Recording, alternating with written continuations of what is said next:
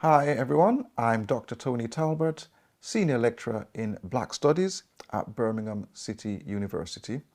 And what I'm going to do in this lecture is just talk about a couple of very important individuals who lived in Britain during the Victorian period. So this is the latter part, if you like, of the 19th century. And we're just going to look at some of their achievements that they accomplished during this period. And the first person that I'd like to speak about is Andrew Watson, the footballer. So he was born in 1856 in what we today call Guyana, or British Guyana as it was then, and he died in 1921 and is buried in London. Now, Andrew Watson, as I said, he was born in Guyana, and what's famous about this person is football.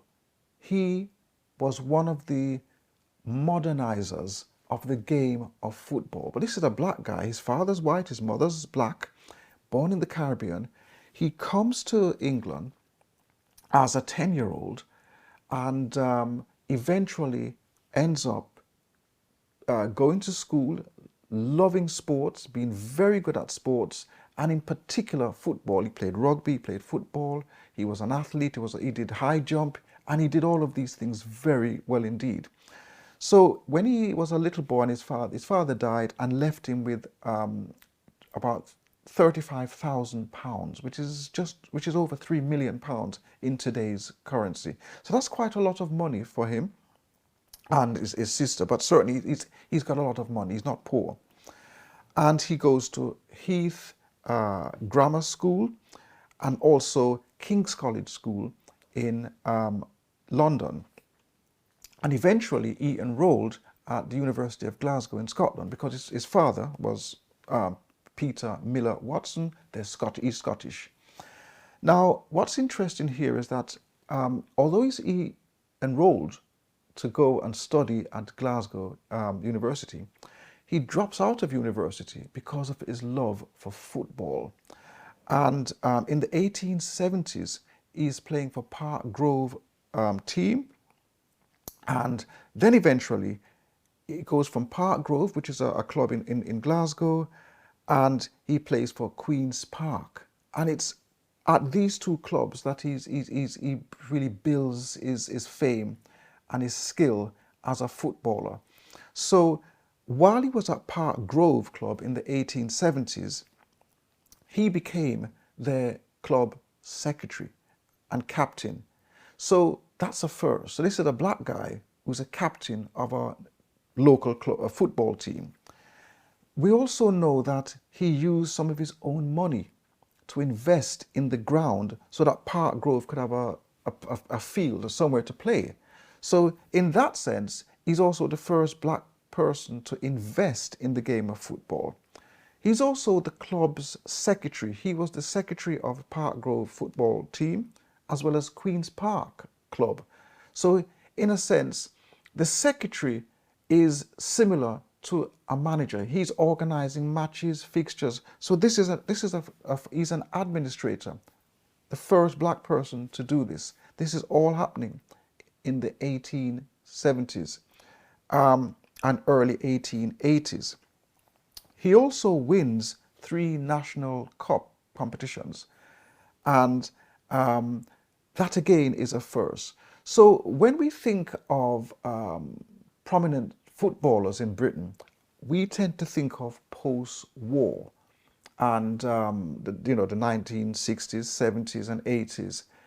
But for at least 100 years or so, black people have been involved in the game at this level. And in fact, when Andrew Watson played in the 1870s, there was another black guy on his team who received a lot of racist chants from the crowd.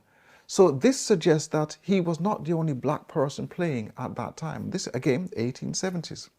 So one of the things that Andrew Watson is also remembered for is the fact that he played for Scotland in 1881. And not only did he play for Scotland, but he captained the team. So he becomes the first person to play for a national team, black person to play for a national team, and he captained the Scottish national football team in 1881 when they beat England at the Oval Stadium in London. Andrew Watson was the captain. Scotland beat England that day 6-1, which is still England's heaviest ever defeat in a football match on home soil. So Andrew Watson was able to help modernise the game of football. The Scottish were playing a game based on passing, combination football. The English were playing a slightly different game that actually resembled rugby. 8 forwards sometime, 1 defender, 1 midfield. The Scottish were playing a slightly different formation based on a more team approach, passing the ball, combination football. Andrew Watson was one of those who was helping to modernise the game, change the game of football as we know it, through his club, Queen's Park.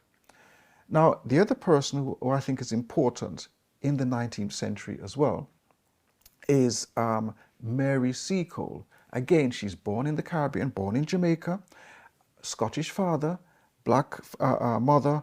She also comes to Britain. While she was actually growing up in Jamaica, she learned 2 skills from her mother, which would kind of follow her all the way through her life. One was about hospitality and boarding, because the family ran a boarding house, effectively like a hotel. And they also cared for sick people, especially sick people with cholera. And this is in Jamaica. And Mary Seacole traveled all over Latin America, different Caribbean islands and countries. And one of the things that she was able to do there is to assist sick people with, especially cholera. She was able to help them and to care for them because she saw it firsthand in Jamaica. She saw her mother also treating sick people. And so, of course, Mary Seacole learned these skills. And she eventually comes to England in 1855. She'd been to England before, but because of the war in the Crimea, 1853-56, Mary Seacole wants to help. But when she arrives in England, nobody will sponsor her to go to the Crimea to help set up a business there where she could set up a shop and also where she could care for the sick soldiers. So in the end, Mary Seacole had to use her own money, sail to the Crimea and set up her own, it was like a hotel. It was the new British Hotel. She set this up in 1855. And from there, she would not only accommodate people, especially British soldiers, but what she was also able to do was to go out on the battlefields, well, I say on the battlefields, near to the battlefields, and treat the sick and wounded soldiers, and for which the soldiers were extremely grateful for her, and they were the ones who would honor her in the decades to come, in the decades that would follow. But when the war ended in 1856, and the soldiers more or less returned to Britain, Mary Seacole had she had no one to sell her goods to, because she was selling her goods mainly to the soldiers and the British community over there. So her business failed. And so she returns to England pretty much poor, penniless, and she was not recognized for her achievement until decades later. Whilst Florence Nightingale actually acknowledged Mary Seacole didn't receive widespread acclaim and appreciation for what she was doing, especially someone who's doing this at her own expense. And it wasn't until much later in life, 1870s and so on, that she was recognized for her achievements, for her efforts. And the people who actually supported her the most, of course, were these ex-soldiers. They remembered the kind of support that she offered more or less on the battlefields. And that's how she finally became acknowledged. She received acknowledgement for her achievements. So what I'm saying here is that these two individuals again demonstrate that not only was there a black presence in Britain during this period, black people were engaged in all kinds of activity.